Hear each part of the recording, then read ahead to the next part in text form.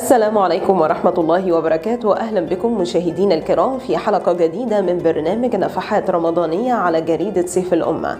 رمضان دايما بيجمعنا على الخير وعلى لحظات إيمانية بتقربنا أكتر لربنا، والنهاردة معانا الشاب الموهوب سمير أحمد هيتلو علينا تلاوة عطرة من آيات الذكر الحكيم. خلونا نعيش مع بعض لحظات روحانية جميلة ونستمع إلى التلاوة. بسم الله الرحمن الرحيم.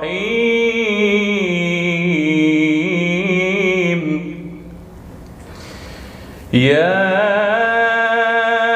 أيها الذين آمنوا كتب عليكم الصيام كما كتب على الذين من قبلكم لعلكم تتقون.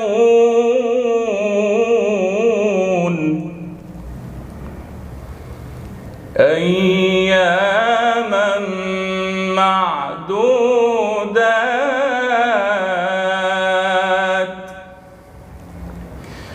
فمن كان منكم مريضا أو على سفر فعدة من أيام أخر،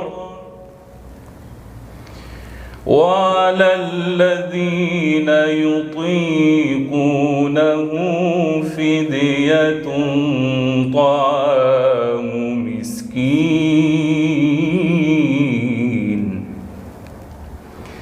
فمن تطوع خيرا فهو خير له، وأن تصوموا خير لكم إن كنتم تعلمون.